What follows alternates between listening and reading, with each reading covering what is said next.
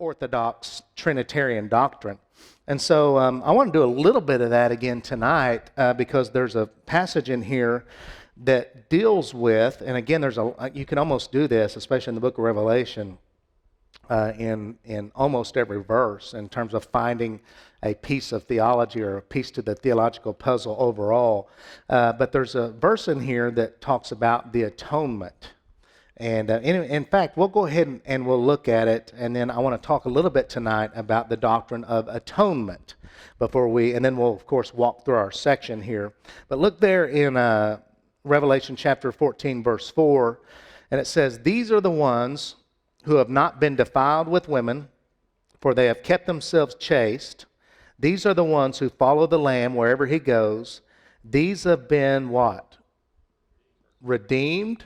My translation in the New American Standard says purchased from among men as first fruits to God and to the Lamb. And so you have this idea of a purchasing, or was the word in your translation redemption? You have an idea there of the word redemption, or a purchasing term in the New American Standard. And so essentially the Bible says that these people were purchased, they were redeemed. And so whether you know it or not, that's a statement that deals with the atonement. Okay, so I want to talk with you a little bit about the doctrine of the atonement. Let me write it here on the board. This has almost made me, after we finish the book of Revelation, do a systematic theology course where we walk through these doctrines together. And that would be fun for me. Atonement. Okay? Atonement. So there it is. Atonement can be understood by dividing it into syllables. I'll never forget, I was saved in Tulsa, Oklahoma. The first person to disciple me was an Indian preacher by the name of Leslie Clark, who went to Oklahoma Baptist University, then went to Criswell. And then now, of course, after years of pastoring and being in evangelism, he's deceased and he's in heaven today. But he took me as a young man. I was literally a year old in the Lord or less when Leslie Clark took me. God had called me into ministry by that point already. Maybe I was about 2 years old in the Lord, but regardless, he took me, brought me into his office, and he would sit down with me, and we'd study, and he would teach me systematic theology. And I remember him, and this is one of the first things I learned in terms of theology. And I remember I didn't have any formal education. At that point, I was a GED graduate. That's all I had, you know. And so I certainly didn't have any theological training, but I remember him saying one of the ways you can understand the word atonement is by dividing the syllables. And so I remember him taking a pencil or a pen on the page and drawing a line and saying what you have in the doctrine of the atonement is at one mint. At one mint. At one mint. And so when we're talking about, and that'll make more sense here in just a moment, but when we're talking about the doctrine of the atonement, what we're actually talking about, here's a working definition. We're talking about the work accomplished by Jesus Christ through his suffering and death on the cross. Okay? Let me give that to you again. The work accomplished by Jesus Christ through his suffering and death on the cross. By the way, when we talk about the death of Christ, do you realize that there is no other religion that has the death of its founder at the center and as the most important aspect of that particular religion? Christianity is the only religion that says at the center and the most important aspect of the doctrine of salvation, and the most important aspect about us being reconciled to God has to do with the death of Jesus Christ. And so again, when we use this theological term, the atonement of Christ, again, we're talking about the work accomplished by Jesus Christ through the suffering and his death on the cross. And when we talk about this at-one-ment idea, what we're talking about is this is what Jesus accomplished by his death. An at-one-ment. Okay? See, there were two And through Jesus' death, we have an at-one-ment exercise that is accomplished. I can use another big term that describes two becoming one, and that is the doctrine of reconciliation, or the word reconciliation. Again, at-one-ment kind of carries the idea of you had two, now they're brought together and they are one again. And so what are you talking about, Brother Byrne, when you're talking about the atonement? We're talking about two parties. First of all, you have a holy God, okay, and who created, I should say this, who created man. I'm not going to put an adjective on there yet. You have a holy God that created man, and in the book of Genesis, man was innocent. So they were at one, right? God would come down in the Ruach. It's a great word, wind, breath, spirit. He would come down in the Ruach of the day, cool, as that's translated in the authorized version. God would come down in the Ruach of the day, the cool of the day, and God would come to man. There's Adam, there's Eve, and what would Adam and Eve do? They would run to God because they were at one with God. Because God was holy, man was innocent. Okay? So man, at that point in the early part of Genesis, could fellowship with the holy God. Okay? Then you guys know the divine drama, what the Bible says in the book of Genesis. Sin entered into the human race, and there was a separation, a bifurcation between a holy God, because man became, I can use the term sinful, I can use the word unholy at that point. And because man had sinned, Adam and Eve became sinners. And by the way, anybody that is born by and through descendants of Adam and Eve, where are they born? Are they born in fellowship with God or out of fellowship? They're born in the same state that their parents were in.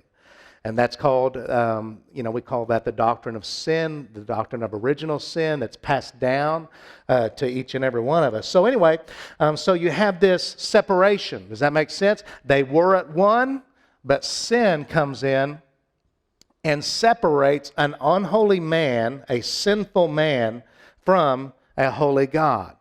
And so the doctrine of atonement is the doctrine that consists of the death of Christ, the death of the second person of the Godhead, that brings an unholy man back into fellowship with the holy God. Again, you see the word at-one-ment there. It's the doctrine that takes these two and brings them together.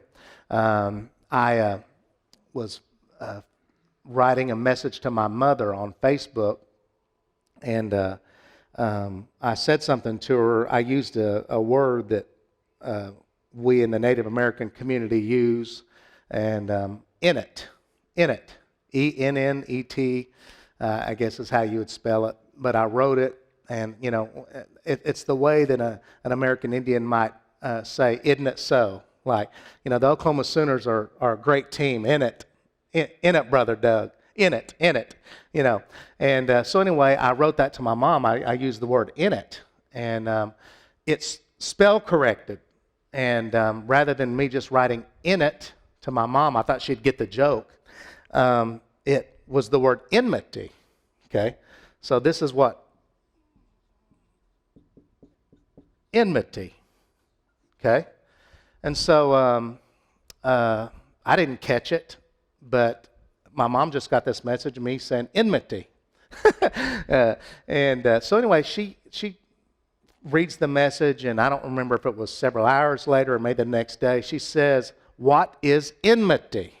Well, I thought she had been reading her Bible, maybe in the book of Romans or something, and where the Bible says, maybe the book of Genesis, there's enmity between the woman's seed and the serpent. And I thought, well, my mom's asking the theologian, Dr. Charette, her son, a theological question. What is enmity?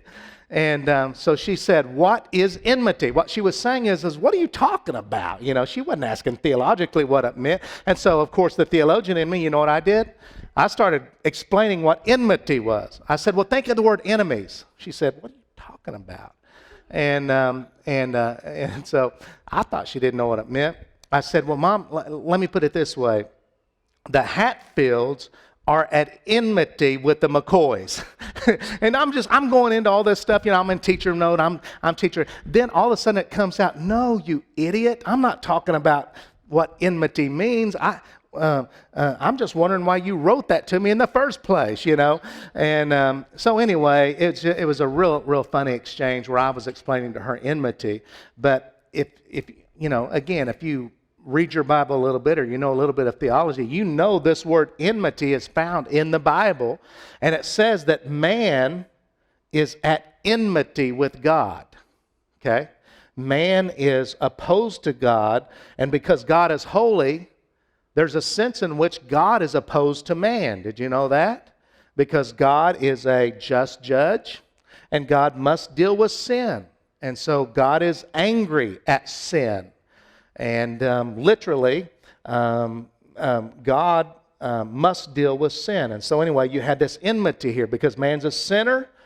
He's in rebellion against God. The Bible says we're at enmity with God. We're enemies of God. It says we're not in darkness. We are darkness. You remember what happens when holy God comes down in the Ruach of the day? Adam and Eve, at enmity with God, after they had sinned, they ran away from him. That's depravity, right? That they should have ran to him and found forgiveness, but they're running away from him because they're in rebellion against him. And so the very fact, even in the book of Genesis, we could talk about the doctrine of atonement because, and how that covered Adam and Eve's nakedness, because even right there in the early part of Genesis, I remember they went and made fig leaves for themselves, and they covered themselves, but they were inadequate. And then holy God comes down. By the way, when he says to Adam and Eve, "Where art thou?" King James Version, he's not asking them where they are geographically. God's omniscient. He knows exactly where they are. He's asking them where they are spiritually. But do you remember what God did? He took animals and gave them animal skins to cover their nakedness.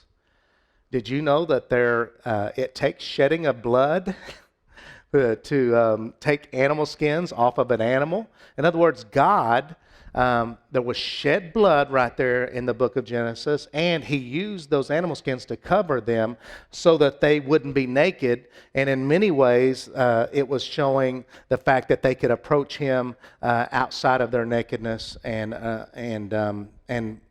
find a degree of fellowship and reconciliation with the living God. Even in that, the fact that you have shed blood covering the nakedness of Adam and Eve, it's a picture of atonement.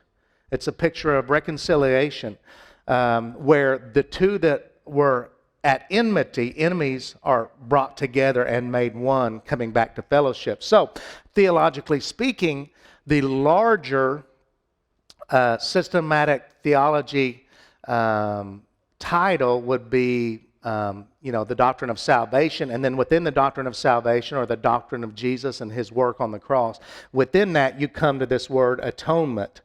And you have the idea of the work accomplished by Jesus Christ through his suffering and death on the cross. Which also another word that you could use that's almost exactly, in fact, some people believe it's synonymous, as the word reconciliation. So you've got a party, unholy man, at war with the holy God, and you've got God, the just God of the universe, a holy God, at war with an unholy man. And there's a real problem there. And you guys have to know what I mean when I use the word at war there. God can love man and also hate man's sin at the same time. Did you know that? He can love man and he can be angry with man at the same time. And somebody said, "Vern, how can that take place?" Well, obviously you've never been married before. You don't have a spouse, because we all know how that can happen. But anyway, but the whole point is there's a division there, and the doctrine of atonement says, how do we bring these together? How can reconciliation take place? You've got a crip on this side and a blood on the other side. How can we bring them together? You've got a Hatfield on one side and a McCoy on the other. How can we bring them together? You've got a Democrat on one side and a Republican on the other side. How can we bring them together? That's what we're talking about. The doctrine of atonement says the death of Christ is what accomplishes this at-one-ment. this bringing together of an unholy man with a holy God. So that's what we're talking about when we're talking about the doctrine of atonement. We're talking about reconciliation. And I could talk all night on that. But did you know that there are theories of atonement that try to explain the death of Christ? And you can do a little historical study, and you can find that there are 6 theories throughout history on what we call the theories of atonement. I'll give those to you in just a minute just for the fun of it. But within this doctrine of atonement, there are 2 important words that I want you to become familiar with, okay? And the first one is expiation. Okay? And the second one is, let me make sure I got it. It's the Greek word, hilasterion. But the second one is propitiation.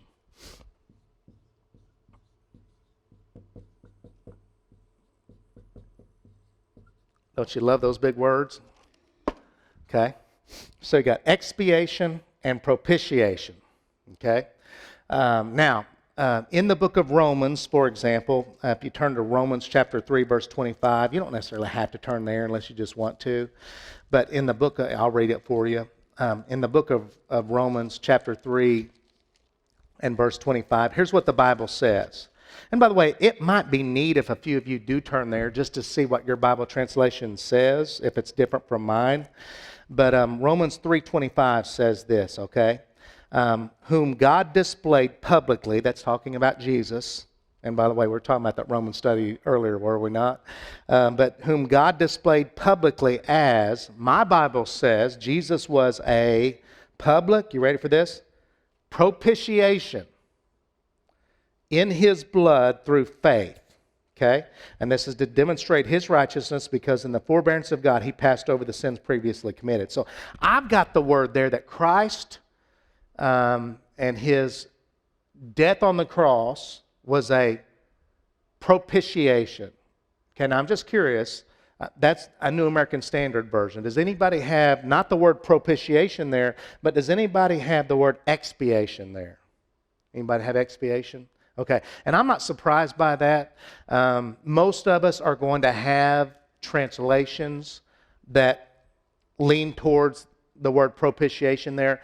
Basically, when we're talking about that Greek word, it's translated either expiation or propitiation. And actually, believe it or not, there's a debate on which way you should translate it. And I'll be honest with you, there are translations like, for example, the NIV, and some of the other, there's a difference in translations between what we call, in layman's terms, word-for-word translations versus thought-for-thought translations. And it's those thought-for-thought translations that might choose to take the word hilasterion and translate it as expiation rather than propitiation.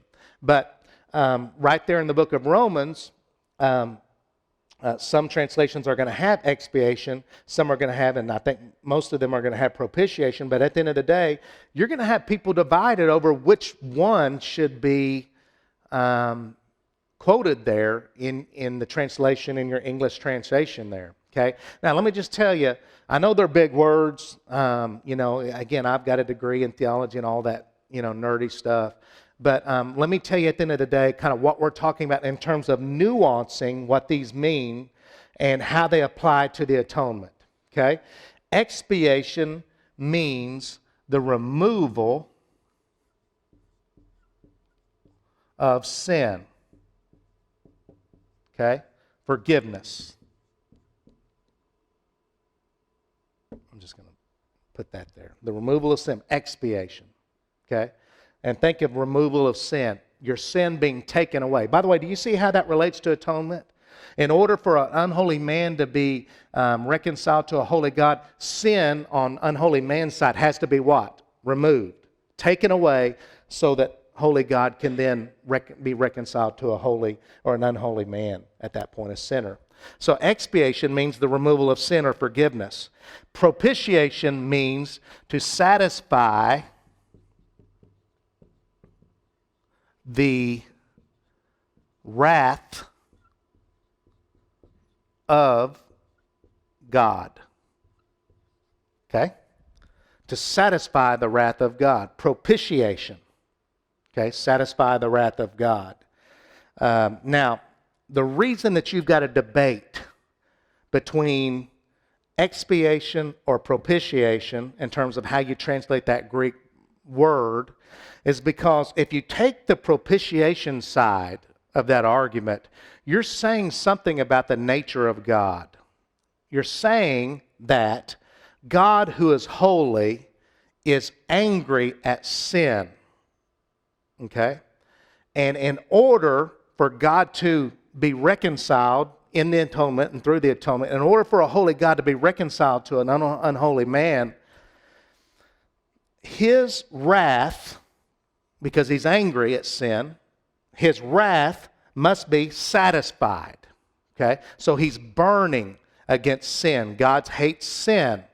And in order for an unholy man to come into the presence of a holy God, that sin, or that anger must be dealt with. Okay? And so that's the word propitiation. So if you take my Bible says propitiation, it carries with it the idea that God is a God of wrath and he hates sin, and he's got to deal with that. He's got to pour out that wrath upon sin, and there must be a sin bearer, somebody to absorb the wrath of God. And that's what the word propitiation means. And so in our Bibles, when the Bible says Jesus was our propitiation, what it's saying is this: Jesus on the cross took our sin upon himself, right? And he on the cross suffered the wrath of God. And God's wrath was satisfied towards sin through Jesus absorbing that on the cross. And so in many ways, or if I can say it this way, Jesus absorbed the wrath of God. So therefore, since he suffered for sin and absorbed the wrath of God, God, who is holy now and had his wrath absorbed by Jesus, can then turn towards man and say, now you can come into my presence. We can be at one, atonement. We can be reconciled because I poured out my wrath.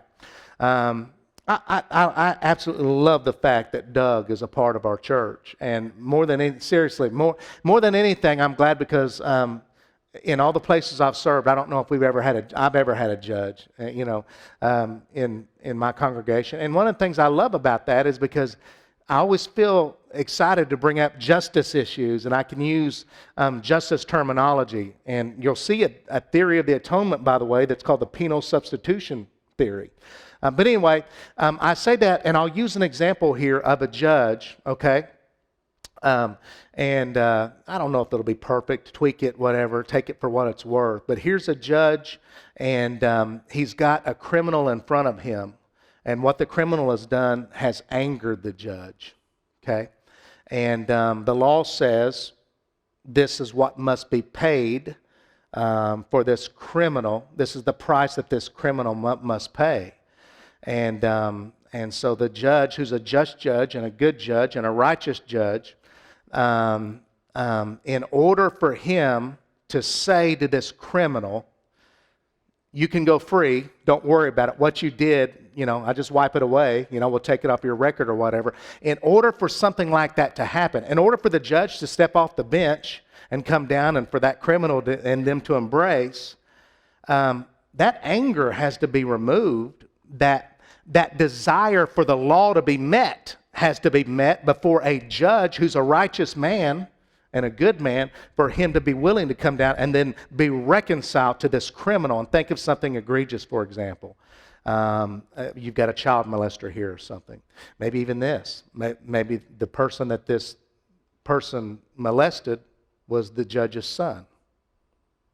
Are y'all getting? So what I'm trying to say, we're not talking about small things here. We're talking about a judge or a man in authority, if you will, in the illustration that's highly offended and angered by this defendant.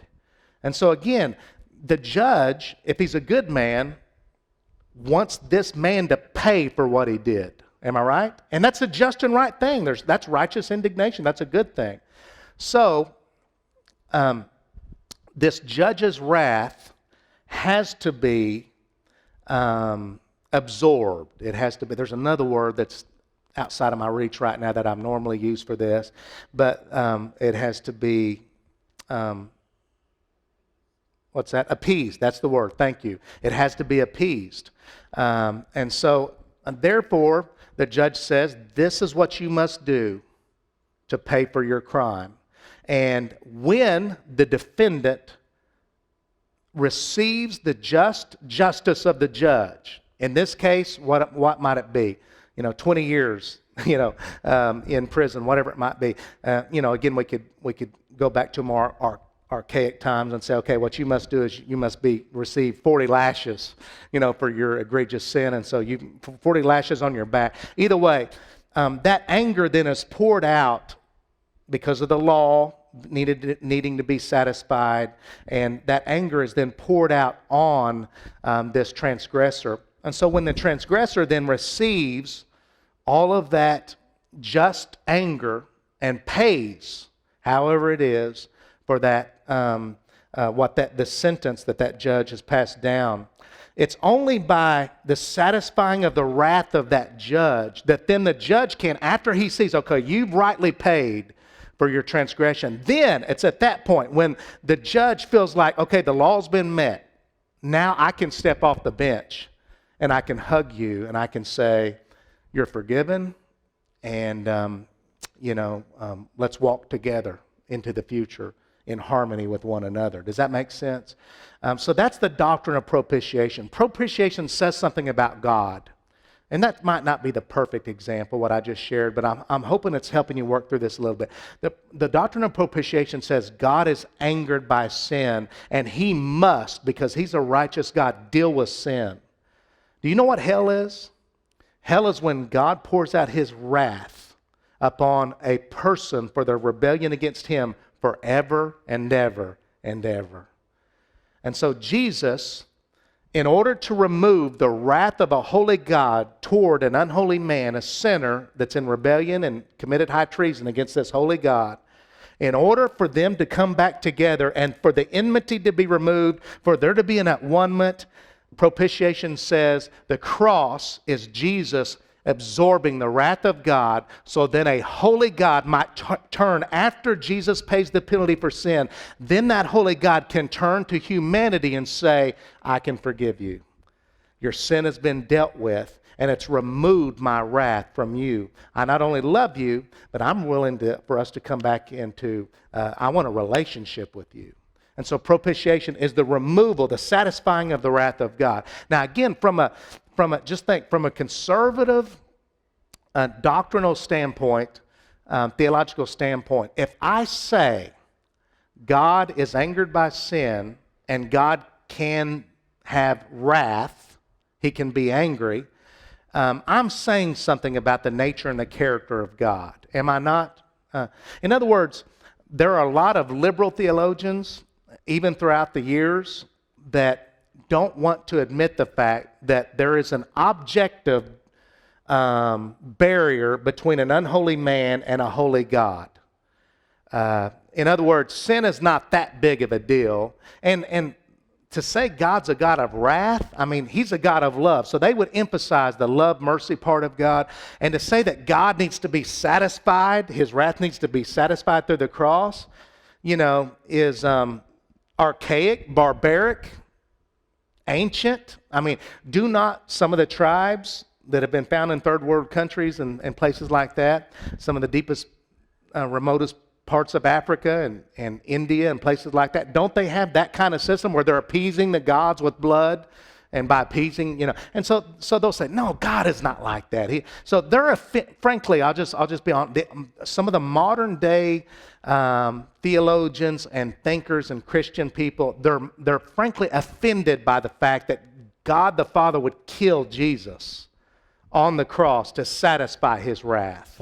And so when we use the word, do y'all understand what I'm trying to say? When we use the word propitiation there, we're talking about a word that says something about the nature of God and his hatred against sin, and the fact that his justice must be dealt with and his anger must be absorbed before he can then forgive sinners. Okay? So some will reach for the word expiation. And all this word means is the removal of sin or forgiveness. Okay? So when they read their Bible and that verse, their Bible says that Jesus is the expiation for us through his atonement. So what Jesus does through his atonement is he dies on the cross, and an unholy man now is made right with God simply because his sin is removed and he's forgiven. God the Father says, because Jesus died, I forgive you. And so that's the word expiation. And so, again, there's a debate there about how that word should be translated. You say, now, Brother Byrne, what's the answer to that? Because does not sin have to be forgiven in order for an unholy man to come into reconciliation with the holy God? Absolutely, it does. What's the answer there? Which one is it? Is it expiation or propitiation? The answer is yes. It's both, actually. And what I mean is that you don't have to choose between the two, but you can come to a place where you understand that the atonement, the cross of Christ, actually does both things. It removes the sin that man has and allows man to be forgiven, and at the same time, it satisfies the wrath of God. Okay? And again, you can see where a liberal theologian who doesn't want to talk about the wrath of God and the justice of God and the anger of God, you know, their God's a God of love and forgiveness and grace, and Jesus in the New Testament, you know, he's a kind of a cosmic Santa Claus, you know. You can see why they would say, let's just translate that expiation. God will forgive you. And that's how you come into a relationship with the Lord, through his forgiveness. So do you see kind of how this word propitiation, how it differs from expiation, and how some might lean towards this? Now, quickly, let me just say this. In the Old Testament, you had, this is beautiful, 2 goats on Yom Kippur, Day of Atonement. Okay? Yom, let's see. My Hebrew's right there. That's the Hebrew for Yom. Day of what? Atonement. And remember what the Hebrew children of Israel would do? Remember what Israel would do? They would take, on the Day of Atonement, okay, they would take, I love this, 2 goats. Not just one, but 2, once a year. You guys remember, I could draw it up here, but you remember there's a temple. Earlier, there's a tabernacle there. What would the priest do? They'd have 2 goats, okay? And the high priest would, he would take one of those goats, literally would cast lots to see which one it was. One of the goats would become a scapegoat, and the other goat would become the sacrificial goat, okay? By the way, are y'all tracking with me? One would become a what? Scapegoat, expiation, removal of sin. The other one would become, a sacrificial goat. Okay, so here's what he would do. The one goat that was chosen to be the sacrificial goat, and I'll hurry here, is he would take that goat and slay it. Blood would be shed. That goat would be killed. Okay, it would be carried and caught in a basin, if you will. He would have a hyssop branch there. He would walk into the Holy of Holies, not just the holy place, behind the veil. There's the mercy seat. There's the Ark of the Covenant. Think Raiders of the Lost Ark, that thing, you know. But anyway, there it is. There's the Ark of the Covenant. There's the mercy seat. The law is inside of the Ark. Okay, the 10 Commandments are in there, and it's calling for death, the death of Israel, because Israel had sinned. It's covered by a mercy seat, and the high priest would walk in, take the hyssop branch. Boy, I'm glad the prayers are wafting in by the altar there, and altar of incense, and he's in the Shekinah glory of God. As you guys know, if he doesn't make or sacrifice for his own sin, if there's sin in his life, God would strike him dead if he doesn't do it correctly. I mean, this is a dangerous time. He could only go in once a year, not without blood, the writer of Hebrews said. It says in the book of Leviticus. So he would go in, and you know it was a scary thing to do, be in the presence. That's the throne of God right there. It's calling for death. I'm a sinner, really. Taking the blood of the goat, put the hyssop branch in it, sprinkle it on there, if my memory serves me correctly, 7 times. The blood would hit the mercy seat. Okay? And of course, what you had there is you had the mercy seat, you had the blood covering the mercy seat. God's up here, he's looking down. No longer is he seeing the law calling for righteousness, but the blood covers it. And then the high priest is able to go out. All of Israel's waiting for him. He's able to go out. And when they see his presence, they know that God has accepted the sacrifice.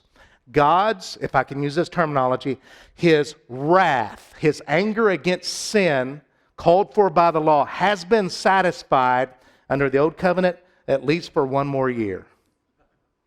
Are y'all tracking with me?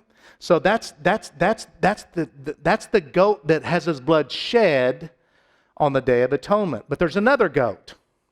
That's the scapegoat. He then goes over to the scapegoat who's alive, puts his hands on the head of the scapegoat.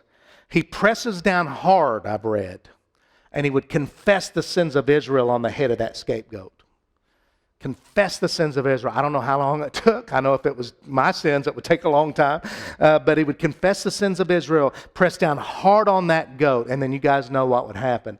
That goat was then taken by that priest, and there's a priestly system there that developed. But nevertheless, he would take that goat, and the priest would then walk that goat to the edge of the camp, and that goat would be turned loose outside of the camp into the wilderness, never to be seen again. Okay?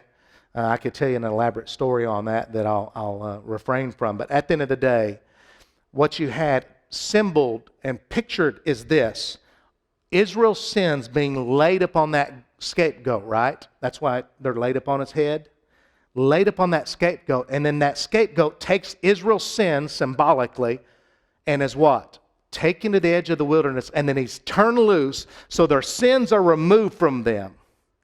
Their sins are forgiven, they're removed, and it's as far as the east is from the west because they're never seen again. Are y'all tracking with me? And so those are the two goats. One of them represents satisfying the law of God as blood being shed. He dies for sin and for sinners. The other one represents expiation. The removal of sin, how that sin is carried away from Israel. And so in that, then the high priest and all of the children of Israel would rejoice over the fact that for another year, on Yom Kippur, the Day of Atonement, our sins have been forgiven, and we can have been reconciled to a holy God. And so just in those two words, when we get to the book of Romans, and the Bible says that Jesus is our expiation and propitiation. Again, I don't think you choose between either of them, although I lean towards propitiation in terms of if I'm going to translate that hilasterion, that word, I'm going to use the word propitiation there simply because it satisfies the wrath of God. But I want you to understand, Jesus' atonement, his cross, does both of those things. Everybody tracking with me? Okay. So, those are those two words, okay? Now, quickly, I'll give you the 6 theories. I won't explain them all. There are 6 theories on the doctrine of the atonement. And by the way, there's other words that we could talk about. Ransom in the Bible. Jesus said in the book of Mark 10:45, I came as a ransom, right? Give my life for many. Redemption. Ephesians 1:7. We have redemption through his blood, even the forgiveness of sin. Redemption, ransom, all atonement words, right? Jesus' blood being shed on Calvary's mountain there. But let me give you the 6 theories of atonement, okay? And again, because of time, I'm not going to explain all these, but you have a classical view, which says that through Jesus' death, Jesus overcame Satan, okay? It's a picture, it's a dramatic picture of Jesus overpowering Satan. Some even say through the classical view that Jesus tricked Satan on the cross. Okay, the Latin view, which is what we call a vicarious satisfaction view, says that Jesus paid God, Jesus, the second person of the Godhead, paid God, okay, because the law demanded satisfaction. Okay? By the way, both are true so far. Okay? It is true that Jesus overpowered Satan on the cross and through the resurrection. It is true, the Latin view is true, that Jesus paid God the Father. Okay? The third view is the one that I lean towards, even though they all have an element of truth to them. The Reformed view, and this is called penal substitution. Sin demanded both satisfaction and punishment. You hear the word penitentiary or penal system in that? The penal substitution theory says sin demanded both satisfaction and punishment. And so again, you see that tying into this word propitiation there. So the idea there in the Reformed view or the penal substitution view is that sin demanded both satisfaction and judgment. Jesus became sin, and he paid toward God and satisfied the wrath of God and absorbed the punishment of God's justice and his wrath. So that's called the penal substitution view. And most, I'll just be honest with you, if you're going to ask most conservative theologians that know all these nerdy terms and all that, they're going to say, I hold to the penal substitution view of atonement. All right, so then there's subjective, three subjective theories. Moral influence theory, these are the liberal theologians here that say, really the cross is not about all that wrath, satisfying the wrath of God stuff, but the moral influence theory says the cross just shows God's love. It's not about removing wrath and him being angry at sin. Come on. The cross is really about just God telling you, I love you this much. Okay, so that's called the moral influence theory. Number 5 is the example theory of the atonement. This theory says that Jesus' death on the cross is, again, it's not all this propitiation stuff, all this bloody stuff, this angry, satisfying, holy God. It's none of that. But simply the example theory is Jesus is just giving us an example to follow. He just tells us, you are to love God this much that you're willing to give your life, that kind of thing. He's ultimately going to be obedient to God the Father, and he's an example for us there on the cross.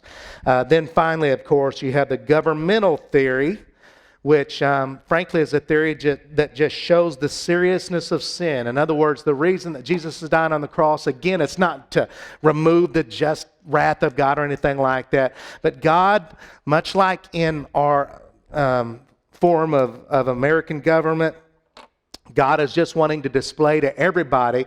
In our governmental system, we have a penal system, we have a court system, we have a civil system in which if you sin against the state, if you commit a crime against the state, we have a system that we're going to punish you. And one of the reasons we punish you by making you stand before a judge publicly, and one of the reasons we sentence you to prison or jail or whatever, is to kind of say to everybody, we take crime seriously in the United States. You understand what I'm saying? So it's to deter others that would try to commit crimes against the government. And so this is the same thing. The governmental theory says that God is just showing the seriousness of sin. The cross is about God saying, sin is serious, and kind of saying to humanity, don't do it. Are y'all tracking with me? So again, now think about it. You have become you've become students of theology tonight. You're never going to get this in your average church. These are something that seminary students study. But did you hear those 6 theories? 3 of those are called objective, 3 of those are called subjective, and it's the liberal theologians who like the word expiation over propitiation, and it's the liberal theologians that talk about the cross being an example and showing God's love and deterring, showing the seriousness of God's sin.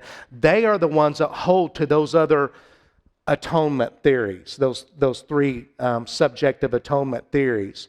Most of us who are conservative, Bible-believing Christians, evangelical Christians, agree that is the cross an example?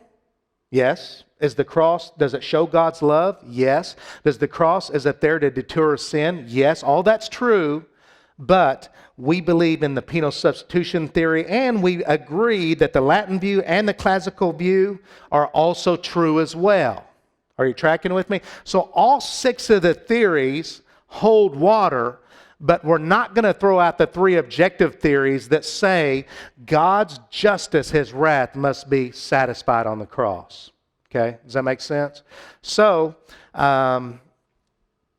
we should take up an offering after that. I mean, that's the doctrine of atonement in less than an hour. Think about that for just a moment, what we've covered in less than an hour. The cross means so much more than many of us can ever imagine. Okay, so that being said, the one verse we'll look at tonight is found right there in the book of Revelation. Look at it again in Revelation chapter 14, and then I'll land the plane. Revelation 14. It says of this 144,000 in verse 4, these are the ones who have not been what? Defiled with women. We'll explain that next week. For they have kept themselves chaste. Okay? Some of you might have the word virgins there. And we can talk about that next week. These are the ones who what? They follow the Lamb wherever he goes. What? Isn't that a good definition of a Christian? Hey, what's a Christian? He follows Jesus. Yeah, absolutely. These have been what? Purchased, redeemed from among men as firstfruits of God and to the Lamb. These men have been what? Redeemed. Purchased. Okay? Through the atonement. Isn't that awesome? And all of us that have placed our faith and our trust where God put our sin, namely in Christ Jesus, we too have been redeemed and received the benefits of the atonement of Jesus Christ. So now here's our testimony. I was a sinner. God was a holy God. He was angry at my sin. Had I died at the age of 18 in rebellion against him, he would have poured out his judgment on me by sending me to hell through all of eternity. And I would have never served the sentence enough to be brought into a place, because sin is so egregious and I've offended an infinite God, it would take an infinite amount of time for me to suffer as I pay the penalty for my rebellion against God. It's high treason in the highest extent. Okay? And so that's me. By the way, that's you. If I die at the age of 18, that's what I deserve. Okay? Guess what? Jesus died for me. Jesus became like a sinner for me. Jesus took my sin, took your sin upon himself. God the Father pours out his wrath upon the Son, satisfying the just demands of the law. Jesus absorbs the wrath of God in my stead, in my place.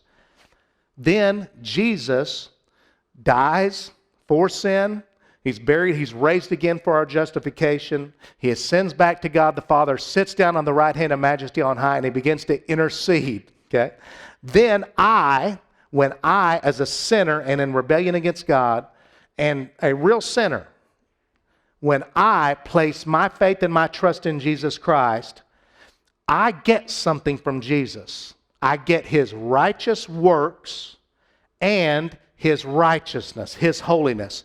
They're transferred to me. Jesus' sinless life, all of his good merits, all of his righteousness, they're transferred to me while my sin is transferred to him. The Bible says it like this: God made him, Jesus, to be sin for us who knew no sin, that we might be made the righteousness of God in him. And so because of the atonement, because Jesus took my sin and absorbed the wrath of God, because of the atonement, I then now stand before God, not as a sinner under the wrath of God, but now there's therefore now no condemnation of those that are in Christ Jesus. I not only am forgiven by God, my sins have been expiated, removed from me, but I also have had the wrath of God satisfied, so therefore God can look at me like a judge can look at a defendant and say, you are no longer just forgiven, you're not on parole, you've been completely pardoned. And there is therefore, Romans 8:1. We've been talking about a lot about Romans tonight, haven't we? Romans 8:1. There is therefore now no condemnation of those that are in Christ Jesus.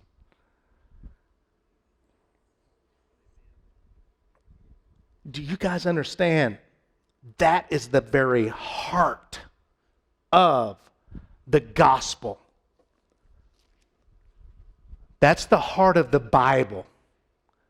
That is the heart of God, what I just said to you. And I want you to know that message is something that around here that we're going to continue to share until Jesus tarries. Even if I'm removed, the next pastor, the next man of God will share that message until Jesus, or if Jesus tarries, until Jesus returns.